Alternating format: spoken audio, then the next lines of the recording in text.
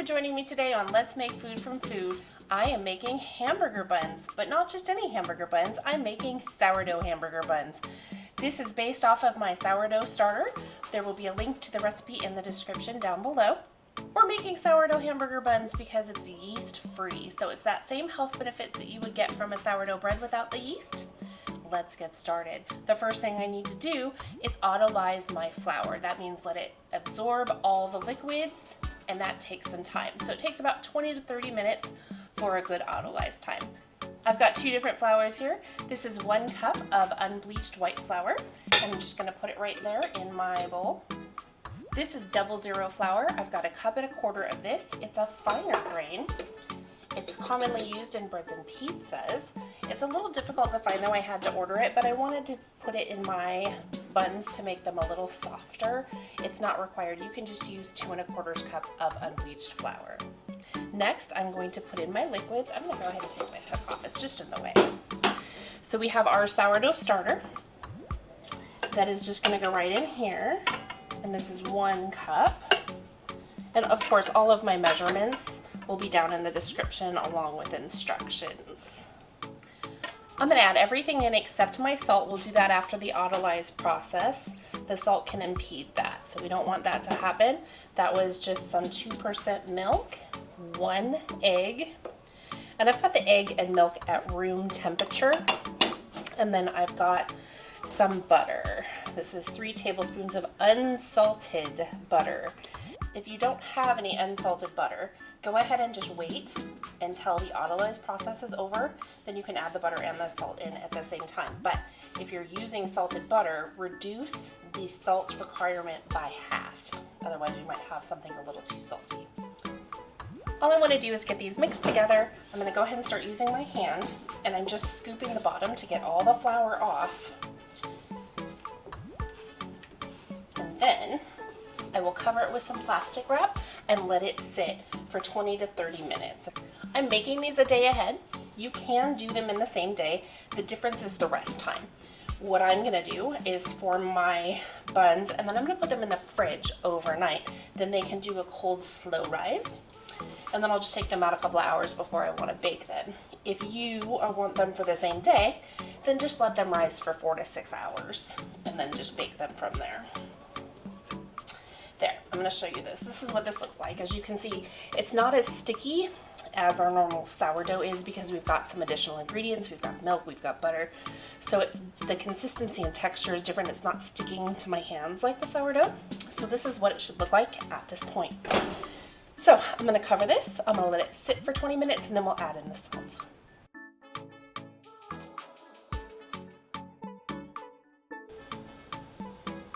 It is time for the next step. All I'm going to do is take off my plastic wrap, but I'm not going to get rid of it because I'm going to use it again. I'm going to put my salt in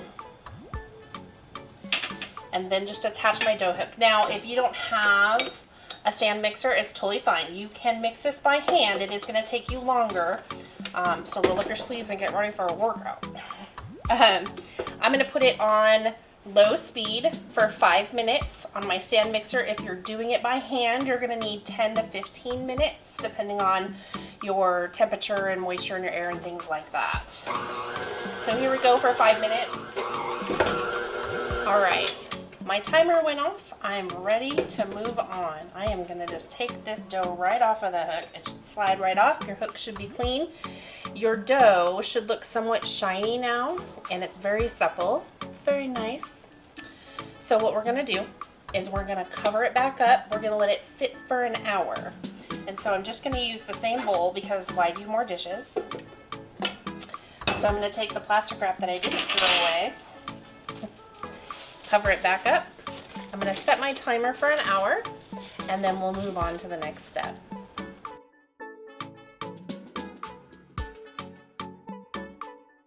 We're ready for our next step in our sourdough hamburger buns. We've let it rise. We're going to turn it out. Now, if this is going to be a one-day bake for you, what you're going to do is take your dough out of your bowl, and you're just going to stretch and fold, stretch and fold. And do that for about 3 minutes. Put it back in your bowl, cover it with your plastic wrap, and let it rest for 3 more hours. Once that step's done, you're going to do the step I'm doing for the overnight rise right now. So if you're doing the overnight rise, this is the step for you. What we're gonna do is I've got my tables lightly floured. I'm gonna try and shape this fairly evenly. It doesn't have to be perfect. If you want to be perfect about it, weigh it in grams and then split it evenly that way. I'm just gonna eyeball it because I have children who don't always eat the whole bun, so if I have a smaller one, I just give it to them. And we are gonna divide this into 6 pieces. I'm gonna try and get it equal, but like I said, it's not a huge deal unless you want it to be.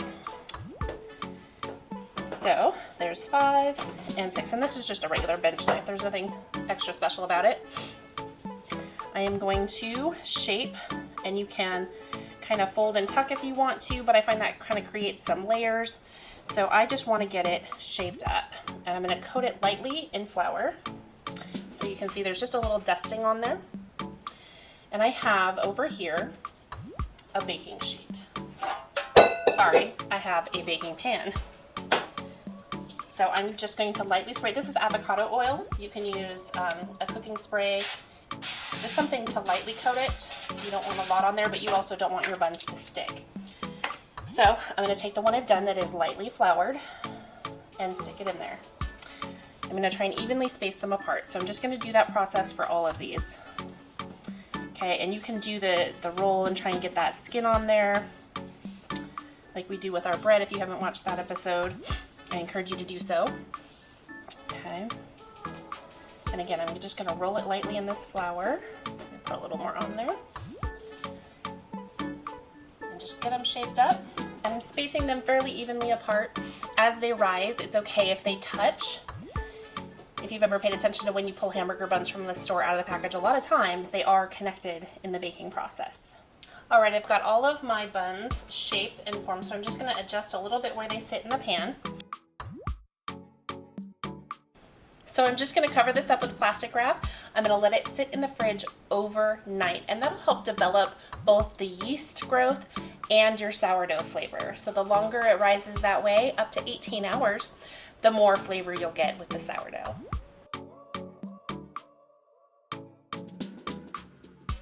We are ready for our next step with our sourdough hamburger buns. Now, if you let them rise for 3 hours or overnight, the steps are the same. We are going to uncover our buns. I have 1 egg that I've beaten, and we're just going to give the tops of them a wash. So just a light coating. And you'll notice that I have a different pan out for baking. And that's just because when I let these rise, I wanted a high-sided pan so that the plastic wrap didn't stick to the top of my buns. But I'm going to switch them over to this pan because it bakes a little more evenly than this pan does, and that has to do with the material that the pan's made out of. So I'm going to transfer these over to this pan, and they'll get a little bit closer together, which is what I want. You don't have to do that if you don't like them stuck together, but it just feels more traditional. Okay. These feel nice and light. There we go, space them some. So I've preheated my oven. I'm gonna pop them in. 18 to 20 minutes is gonna be your guide. However, start checking them at 18 minutes, but don't take them out at 20 if they're not done. What you wanna see is a nice golden brown top.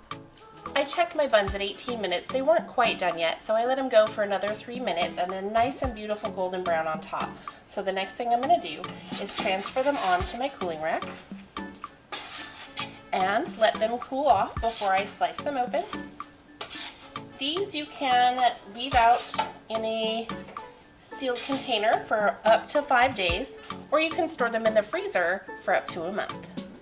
If you liked today's episode, please click the like button. If you enjoy this sort of content, please consider subscribing to our channel. For notifications when we post new content, click the bell.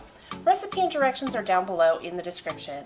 If there's something you'd like to see us make, please tell us what it is down below in the comments. From our kitchen to yours, let's make food from food.